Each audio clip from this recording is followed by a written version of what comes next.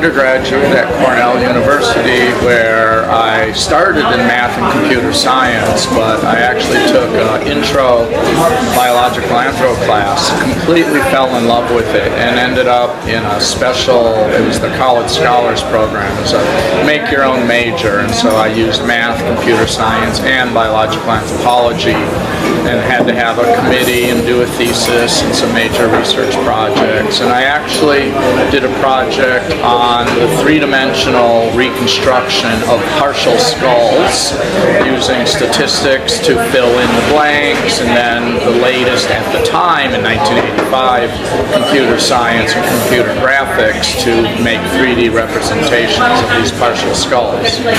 I followed that up going to Harvard, initially wanting to continue to do more of that, but I was very interested in ape phylogeny, particularly the Miocene apes, and so I spent my first 3 years at Harvard taking lots of anatomy, both human anatomy as well as primate, non-human primate anatomy.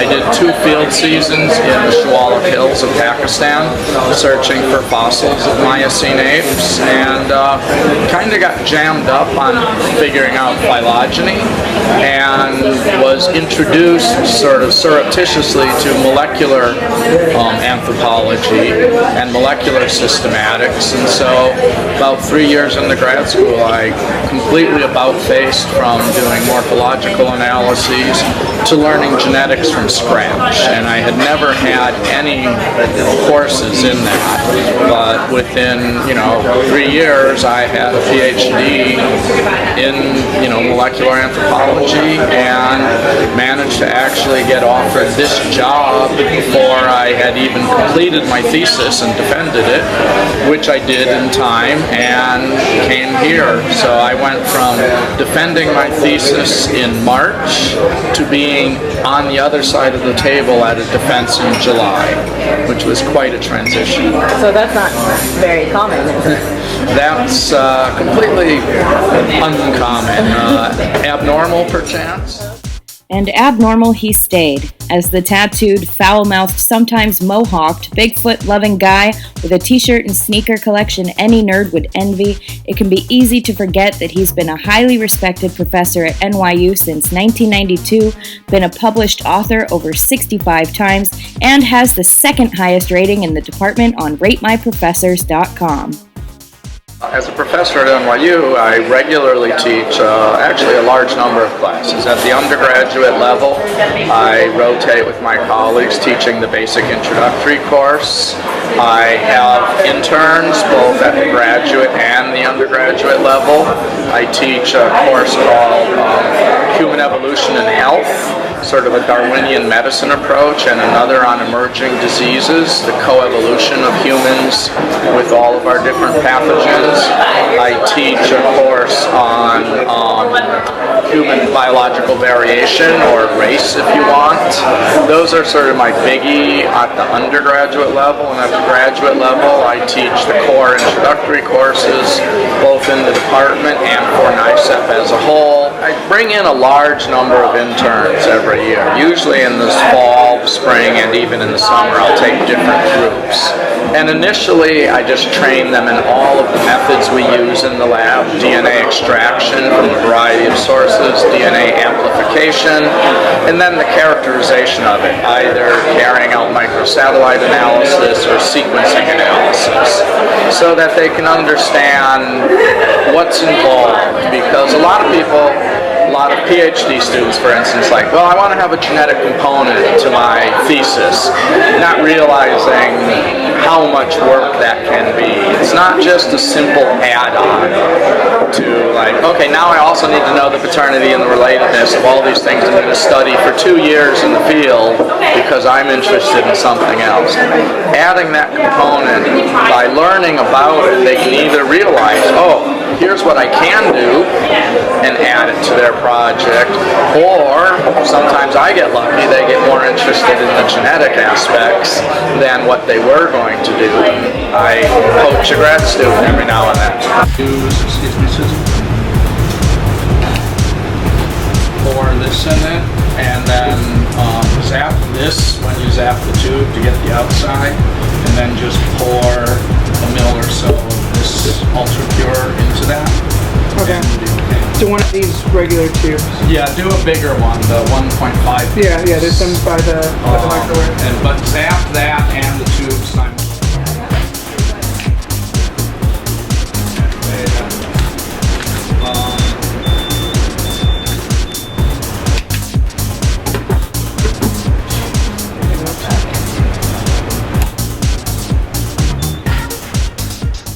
Hi, I'm Megan Petersdorf. I'm a second year PhD student at NYU. I work in James Hines' lab, which is a shared space with Todd's lab. And I study primate sexual selection and behavior. And I'm a part of NICEP, which is a New York-wide program. And as part of this program, we have to do a bunch of internships. And one of my internships is working with Todd in the genetics lab. So I hope to potentially include genetics type of work into my dissertation. I'm Kristen Ramirez. I'm a second year PhD student at CUNY, City University of New York, also part of the NICEP group with Megan. I'm in Herman Ponch's lab at Hunter College, and I'm broadly interested in more of like the morphological changes associated with the origins of our genus Homo. So this is also a required internship, and I just wanted to get some experience with genetics work and be a little bit more genetically literate. As usual, I'm working on a grant, our second weekend in a row of trying to submit grants. Coming up to the deadline. I mean, it's actually 6 hours away, so we're way ahead of the game compared to normally. But we'll be probably frantically scrambling right up to 4 o'clock, as usual. It's kind of the norm in the field.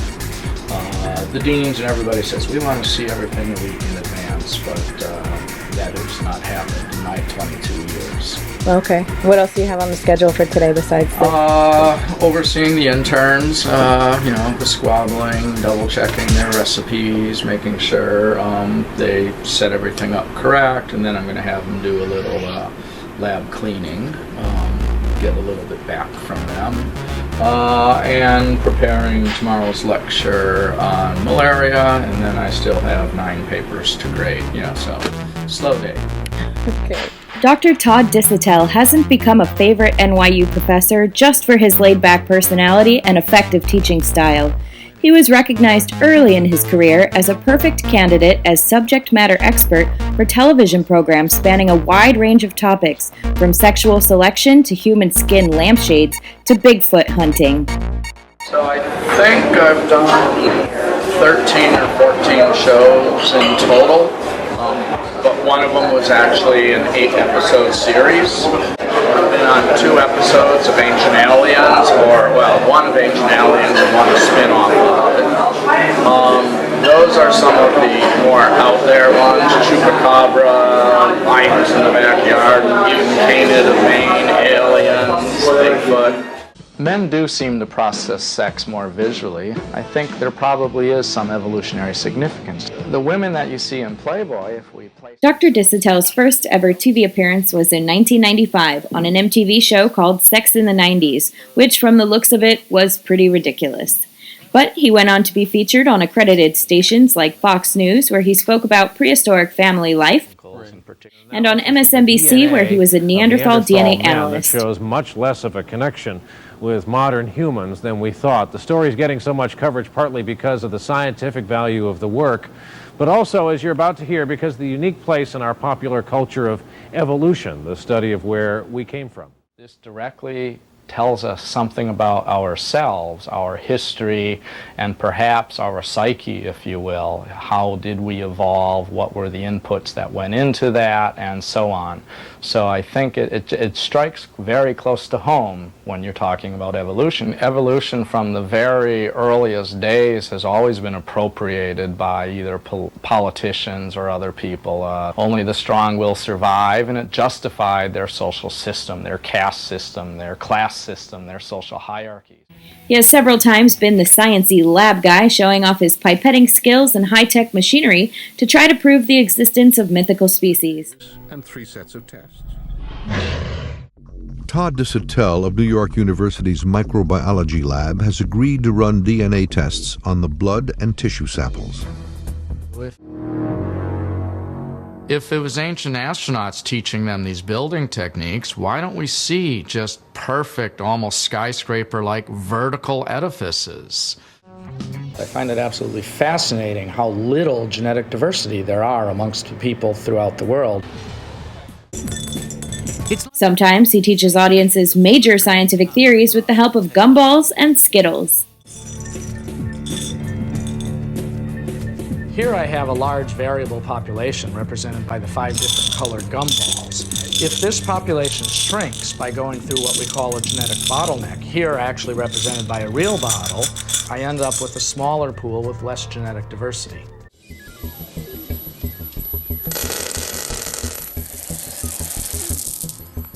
The different colored candies now represent the genetic diversity of this source population in Africa. As the smaller groups break off to head to the 4 corners of the globe, they contain only a fraction or subset of the original DNA pool. By about 15,000 years ago, less genetically diverse groups have colonized Europe, Australia, and Asia. A portion of those individuals went on, migrated across the Bering Strait into the Americas, giving rise to the native peoples of North, Central, and South America. As a consequence of this evolutionary history, these peoples in the Americas contain just a subset of the genetic diversity that we find in Asia, and an even smaller subset of the genetic diversity that we find in Africa. He has even made some famous friends along the way. Here he is on The Daily Show being interviewed by John Oliver. Is wrong? Next way. Your research is so whack, you were there. It was right there. It fails to verify the hypothesis. Oh, fails to verify the hypothesis. And he helped Joe Rogan debunk evidence presented by Bigfoot hunters. We sent those to Todd Disotell for analysis. Hello, Todd. Hey, Joe. Pleased to meet you. Pleasure. Disotell specializes in primate and human evolution, and he can look at this DNA data and tell us in an instant what kind of animal we're looking at. How many times has someone brought you something that was supposedly from Bigfoot? I try not to just take them in the mail. I only do it if it's prearranged by somebody, because I would get hundreds if I just said, send me your Bigfoot has since become his biggest claim to fame. He was on Spike TV's The $10 Million Bigfoot Bounty with Superman himself, Dean Cain. This 8-episode series gave Todd the chance to openly judge a handful of teams of Bigfoot hunters and show off his cool hair and mobile lab skills. Do you watch any of his TV appearances? I saw the $10 million Bigfoot Bounty. I saw one of those episodes, but other than that, he shows the clips in his class, and I'm in his emerging diseases class, so I've seen a couple. Okay, and what do you think about that?